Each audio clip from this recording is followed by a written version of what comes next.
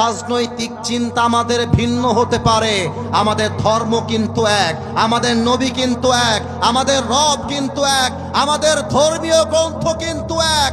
অতএব হাতে হাত রাখেন, বুকে বুক মিলান, আগামীর বাংলাদেশ চলবে আল্লাহর কোরআনের সংবিধান দিয়ে। হাত তুলে বলো সবাই ঠিক কিনা।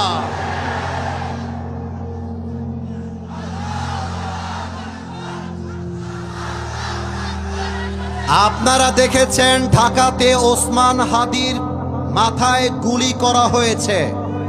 আমরা শুনেছি আসামিরা নাকি বর্ডার ক্রস করে ভারতে প্রবেশ করে গেছে। আমার বর্তমান সরকারের কাছে প্রশ্ন, বাংলাদেশে আমাদের যুবকদের কলিজার টুকরা ওসমান হাদিকে গুলি করে তারা দেশ ছাড়লো কেমনে? এটা আমার জাতির কাছে প্রশ্ন। আপনারা যদি জামাত বিএনপির মারামারি বন্ধ করেন, হুজুরে হুজুরে চুলকানি বন্ধ করেন, হাতে হাত রেখে কাজ করতে পারেন, আমি আসিফ হুজুর আমার বুকের পাটার সমস্ত শক্তিকে এক করে বলছি, আওয়ামী লীগ তো দূরের কথা, আগামীতে নব্য কোনো ফেসিবাদ এই বাংলার মাটিতে তৈরি হবে না ইনশাআল্লাহ। অতএব আপনারা দেখেছেন জামাত ইসলাম, হেফাজতে ইসলাম, চরমোনাই সহ বিভিন্ন দল আমরা ঐক্য জোট করেছি, হাতে হাত রেখেছি।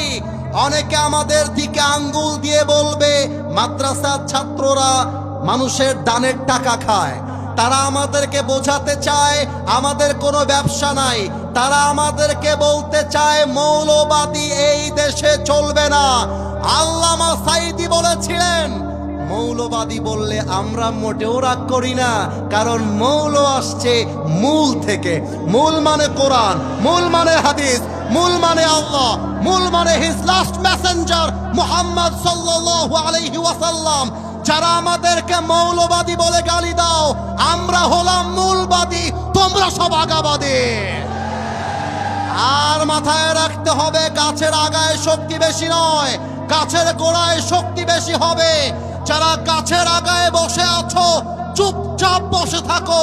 বেশি বাড়াবাড়ি করলে 16 কোটি মানুষ মিলে গাছের গোড়ায় একটা ঝাঁকুনি মারবে, মামুর বাড়ি দিল্লি গিয়ে পড়বা, দিল্লি গিয়ে তারা পড়েছে।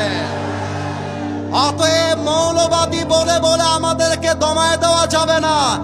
এক আজহারীকে তোমরা দেশ ছাড়া করে বিদেশে পাঠিয়েছিলে, মাথায় রাখবা আজকে আজহারী দেশের মাটিতে বুক ফুলিয়ে চলছে।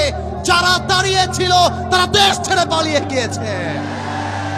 আল্লামা মামুনুল হক সাহেবকে